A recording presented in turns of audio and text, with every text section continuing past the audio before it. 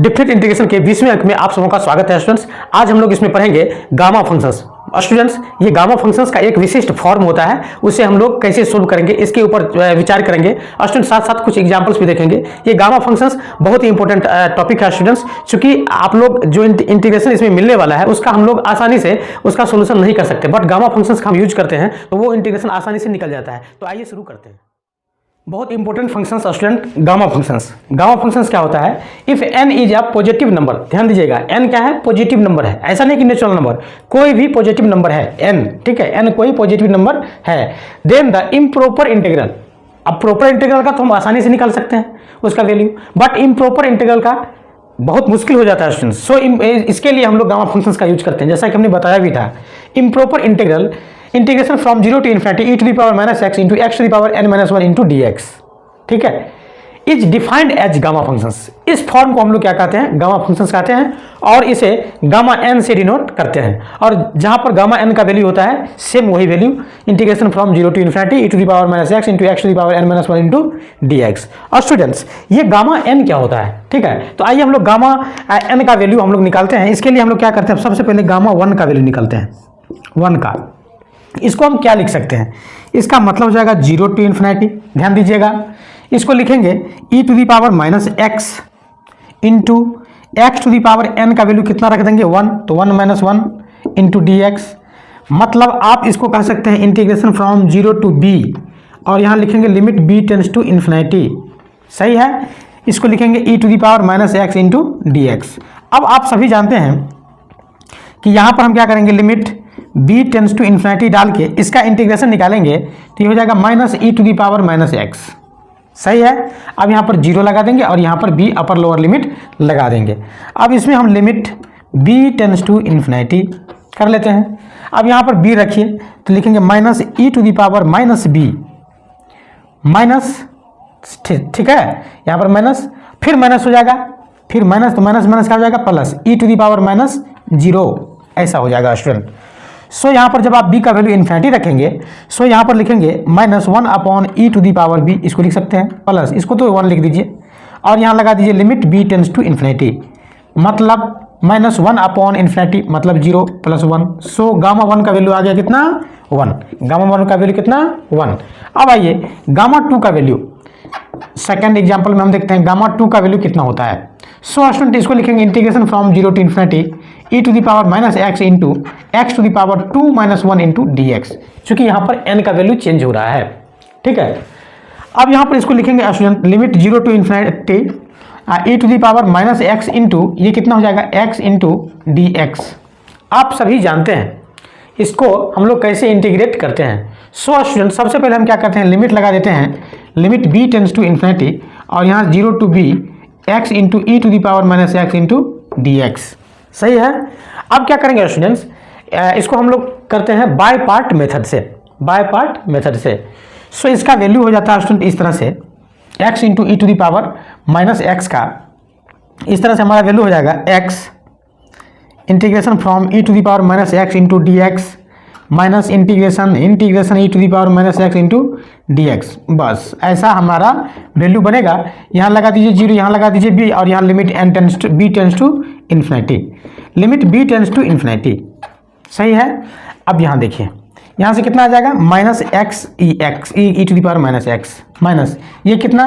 तो minus minus plus, फिर minus आ जाएगा e to the power minus x, इतना आपका बचेगा स्टूडेंट। यहाँ पर लिखेंगे 0, सॉरी b, और यहाँ पर लिखेंगे 0, ठीक है।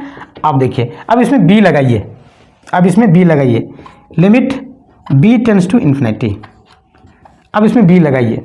माइनस को चाहे तो आप कॉमन भी ले सकते हैं, तो चलिए हमने माइनस को कॉमन ही ले लिया, इक्वल टू माइनस को कॉमन ही ले लिया। अब इसमें इसके अंदर ये प्लस आ जाएगा, मतलब b into e to the power minus b minus e to the power minus b एक बार लगा दिए। अब एक बार आप लगाइए 0, ये 0 लगाइएगा तो 0 0, और फिर बीच में प्लस है, क्योंकि माइनस को हमने कॉमन ले लिया है, तो प्लस 1, सही है। मतलब ये हो गया हमारा माइनस, ये लिखेंगे limit b tends to infinity, इसमें e to the power b को माइनस b को कॉमन ही ले लीजिए, so b minus 1 upon e b आप लिख सकते हैं, और माइनस माइनस प्लस 1 कह सकते हैं।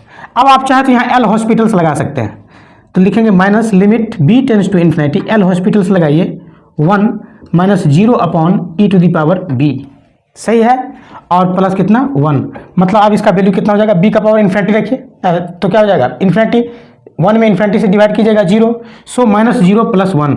और इस तरह से आपने देखा कि गामा 2 का भी वैल्यू हमारा क्या आया है 1, और गामा 1 का भी वैल्यू कितना आया है 1। तो स्टूडेंट्स इसको क्लियर करने के लिए, इसको और अच्छे से पढ़ने के लिए गामा फंक्शंस के कुछ प्रॉपर्टीज हैं, इसके ऊपर भी हम लोग विचार करते हैं। तो आइए देखिए, अब गामा फंक्शंस की कुछ प्रॉपर्टी है स्टूडेंट्स। जैसे देखिए फर्स्ट प्रॉपर्टी है गामा 1 इक्वल टू कितना हो जाता है 1, गामा 0 का value infinity, gamma n plus 1 का वैल्यू n, गामा n।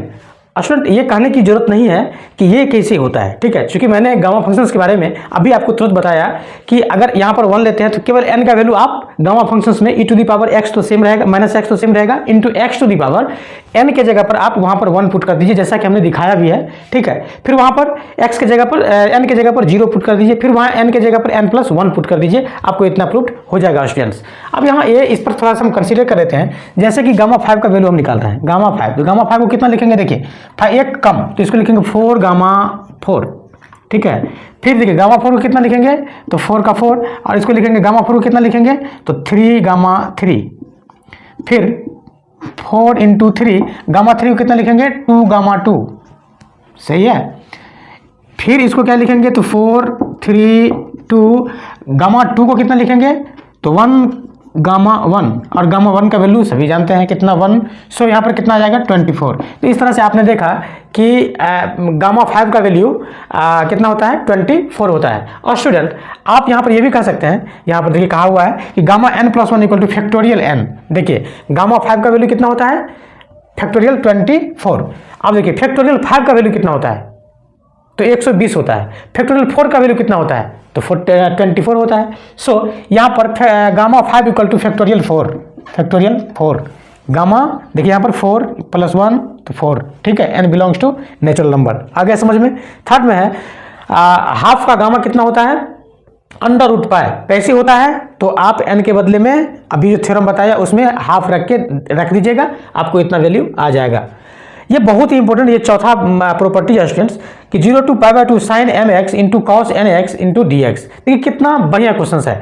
और स्टूडेंट आप चाहे तो इसको ऐसे भी कर सकते हैं, ये m और n का वैल्यू कुछ भी हो सकता है। सो स्टूडेंट यहाँ पर हम अगर m का वैल्यू एक बार चलिए, एक का वैल्यू छोटा सा मैं टाइम ले लेता हूँ आप लोगों का, इसको लिखते हैं हम sine x into cos x into d x. देखिए कितना सिंपल, तो m का वैल्यू हमने कितना लिया 1 लिया, m का वैल्यू कितना 1, सो ये कितना हो जाएगा गामा 1 इंटू ये कितना हो जाएगा गामा, ये भी कितना हो जाएगा 1 अपॉन ये कितना 1 प्लस 1 प्लस 2 कितना हो जाएगा 4 अपॉन 2, मतलब 2 गामा 2।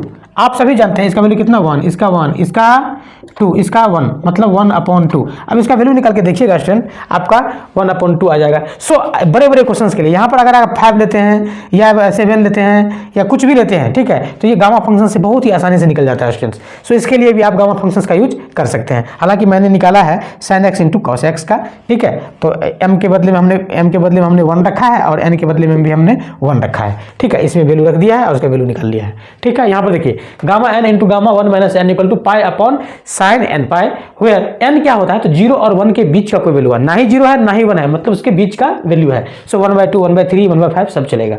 हाँ, ये 6 number property gamma m into gamma m plus half equal to root pi upon 2 to the power 2m minus 1 into gamma 2m, ठीक है, बहुत ही अच्छा क्वेश्चन।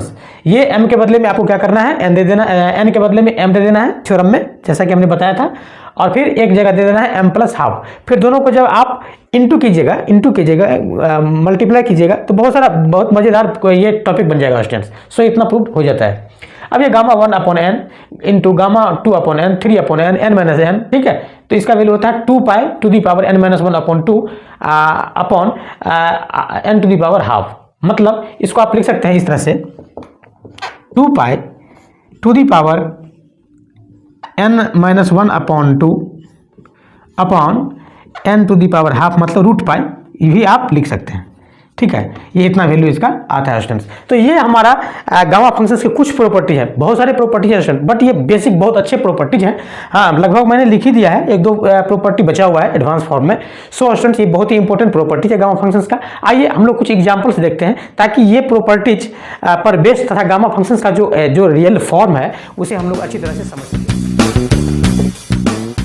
एग्जाम्पल नंबर फर्स्ट है स्टूडेंट कि integration from 0 to infinity e to the power minus x into x cube into d x. कितना simple question. So यहाँ पर लिखेंगे integration 0 to infinity e to the power minus x into ये कितना हो जाएगा, एक्स क्यूब को लिखेंगे x to the power 4 minus 1 into d x. कितना सिंपल है। सो स्टूडेंट, इसको गामा फंक्शंस के डेफिनेशन से गामा 4 लिख सकते हैं इसको। ठीक है, गामा 4 का वैल्यू बोलो तो एक कम तो 3 ऐसे फैक्टोरियल 3 आंसर हो जाएगा। चाहे तो आप इसको 3 इंटू इसको लिखेंगे फैक्टोरियल 3, गामा 3 को लिखेंगे 2 हाँ 3 इंटू 2 और गामा 2 को लिखेंगे 1 गामा 1 का वैल्यू 1। सो यहाँ पर कितना आ जाएगा 6। इस तरह से स्टूडेंट ये सोल्व हो गया, ये 6 आंसर इसका आ गया। अब यहाँ पर कह रहा है कि integration evaluate integration from 0 to 1 log 1 upon x to the power n minus 1 into d x where n belongs to natural number. n क्या है, नेचुरल नंबर है, तो इसका वैल्यू कितना होगा। सो स्टूडेंट, यहाँ पर हम सपोज कर लेते हैं कि लेट चलिए log 1 upon x equal to हम सपोज कर लेते हैं t, मतलब आप इसको कह सकते हैं minus log x equal to कह सकते हैं t। सो आप इसको ऐसे भी कह सकते हैं, चलिए यहाँ पर x इक्वल टू कितना कह सकते हैं, x equal to e to the power minus t into d t कह सकते हैं, dt नहीं अभी। ठीक है, अब हम क्या करते हैं, डिफ्रेंशिएट करते हैं। डिफ्रेंशिएट करने पर क्या हो जाएगा, तो d x equal to minus e to the power minus t into d t कह सकते हैं। अब स्टूडेंट आइए, यहाँ पर एक हमारा फॉर्म है इंटीग्रेशन का। सो यहाँ पर जब x का वैल्यू 0 रखेंगे तो e का वैल्यू कितना आ जाएगा, माइनस इन्फिनिटी, यहाँ पर लिख देंगे इन्फिनिटी। और जब वैल्यू 1 रखेंगे दैट मीन्स x का वैल्यू 1 रखेंगे तो t का वैल्यू कितना आ जाएगा 0। सही है। अब आइए log का log लिखेंगे, log 1 बाई एक्स को लिखेंगे t सपोज किए थे, t टू दी पावर कितना n माइनस 1 इंटू और dx के बदले में लिख देंगे minus e to the power minus t into d t. कितना सिंपल हो गया क्वेश्चन स्टूडेंट। ये माइनस को हम इस लिमिट में ले जाएंगे, अपर लिमिट लोअर लिमिट को x चेंज कर देंगे, दैट मीन्स यहाँ पर लिखेंगे ये लिख देंगे यहाँ पर 0 और यहाँ लिख देंगे इन्फिनिटी। ठीक है, एक्सचेंज, ये माइनस इसमें चला गया। अब इसको आप लिख सकते हैं e to the power minus t into t to the power n minus 1 into d t. अभी इसको गामा फंक्शंस पर ले चलिए तो आपको पता चल जाएगा कि ये किसका वैल्यू है, तो गामा n का वैल्यू है।